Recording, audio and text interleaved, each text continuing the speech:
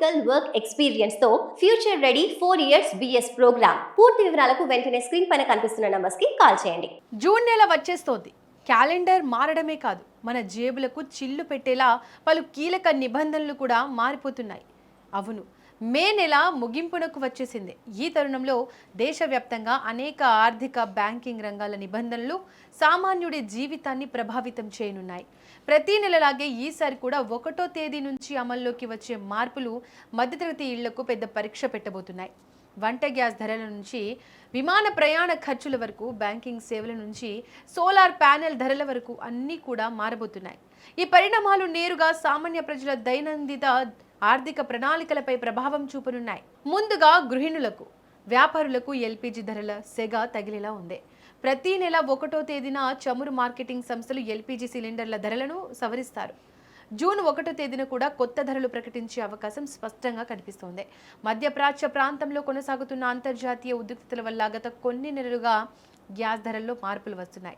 ప్రస్తుతం ఢిల్లీలో 14 కిలోల గృహ వినియోగ సిలిండర్ ధర 913 రూపాయలుగా కొనసాగుతోంది. అటు 19 కిలోల కమర్షియల్ సిలిండర్ ధర ఢిల్లీలో 3071 రూపాయలుగా రికార్డైంది. చమురులు కంపెనీల తాజా సమీక్షలో ఈ ధరలు కూడా మరింతగా పెరిగే అవకాశం ఉందని మార్కెట్ వర్గాలు భావిస్తున్నాయి. ఈ కొత్త ధరల పెరుగుదల వల్ల సామాన్యుల నెలవారీ బడ్జెట్ తలకిందులయ్యే ప్రమాదం ఉంది. ఇక మరోవైపు విమాన ప్రయాణికులకు కూడా గట్టి షాక్ తగలనుంది. ఎల్పీజీ సిలిండర్ ధరలతో పాటే చమురులు కంపెనీలు ప్రతి నెల ఎయిర్ టర్బైన్ ఫ్యూయల్ అంటే ఏటీఎఫ్ ధరలను కూడా సవరిస్తారు. ఈ ఇంధన ధరల్లో వచ్చే మార్పులు నేరుగా విమాన టికెట్ల ధరలపై పడతాయి. ప్రస్తుతం ఢిల్లీలో జెట్ ఇంధన ధర కిలో లీటర్కు 1,04,927 రూపాయలుగా ఉంది. అంతర్జాతీయ మార్కెట్లో నెలకొన్న సంక్షోభం కారణంగా ఈ ధరల్లో మరింతగా పెరుగుదల వచ్చే అవకాశాలు కనిపిస్తున్నాయి. ఇక దీనివల్ల రానున్న రోజుల్లో విమాన టికెట్ల ధరలు కూడా పెరగనున్నాయి. ప్రయాణికులు అదనపు భారాన్ని మోయక తప్పని పరిస్థితి కనిపిస్తోంది. ఇక బ్యాంకింగ్ రంగంలో కూడా హెచ్డిఎఫ్సి బ్యాంక్ తన వినియోగదారులకు కొత్త నిబంధనలు తీసుకొస్తోంది. జూన్ 1వ తేదీ నుంచి ఈ బ్యాంక్ తన కరెంట్ అకౌంట్లు, కొన్ని ఇతర ఖాతాలకు సంబంధించిన నియమాలను మార్చనుంది. ముఖ్యంగా చిన్న నోట్లు, నాణేల నగదు డిపాజిట్లపై కొత్త పరిమితులు విధించింది. అదనపు ఛార్జీలను కూడా అమల్లోకి తెస్తోంది. ఇప్పటి వరకు చిన్న నోట్ల డిపాజిట్లపై ప్రత్యేక నెలవారీ పరిమితి లేకపోయినా ఇకపై ఆ విధానం మారనుంది. కొత్త నిబంధనల ప్రకారం 20 లేదా అంతకంటే తక్కువ విలువ గల నోట్లకు నెలకు 10,000 రూపాయల వరకు మాత్రమే డిపాజిట్ పరిమితి ఉంటుంది. నాణేల డిపాజిట్లను 5,000 పరిమితి పెంచారు.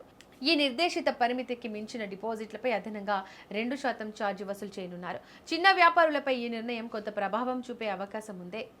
ఇక ఇళ్లపై సోలార్ ప్యానెల్స్ పెట్టుకోవాలనుకునే వారికి కూడా ఈ మార్పులు ఊరటనిచ్చేలా లేవు. జూన్ 1వ తేదీ నుంచి సోలార్ రంగంలో సరికొత్త నిబంధన అమల్లోకి రానుంది. ప్రభుత్వం ఆమోదించిన మోడల్ తయారీల జాబితా అమలు కాబోతోంది. ఈ నిబంధనల ప్రకారం ప్రభుత్వ సబ్సిడీ పథకాలలో కేవలం ఆమోదిత సోలార్ మాడ్యూళ్లు, సెల్లను మాత్రమే ఉపయోగించాల్సి ఉంటుంది. ఈ చర్య వల్ల సోలార్ పరికరాల నాణ్యత మెరుగుపడుతుందని ప్రభుత్వం చెబుతోంది. నాణ్యత పెరిగినా సోలార్ ప్యానెల్ ధరలు పెరిగే అవకాశం ఉందని నిపుణులు విశ్లేషిస్తున్నారు. కొత్తగా సోలార్ సిస్టమ్ ఏర్పాటు చేసుకునే వారికి ఇది అదనపు ఖర్చు కానుంది. ఇక దీనికి తోడు జూన్ నెలలో బ్యాంకులకు ఎక్కువ సెలవులు ఉన్నాయి. వివిధ పండుగలు, ప్రత్యేక దినాల కారణంగా దేశంలోని పలు బ్యాంకుల్లో అనేక రోజులు మూసివేసి ఉంటాయి. మొహరం, సద్గురు కబీర్ జయంతి వంటి సందర్భాల్లో ప్రాంతాల వారీగా బ్యాంకులకు స్థానిక సెలవులు ఉంటాయి. 2, 4 శనివారాలు, ఆదివారాలు సాధారణ సెలవులుగా వస్తాయి.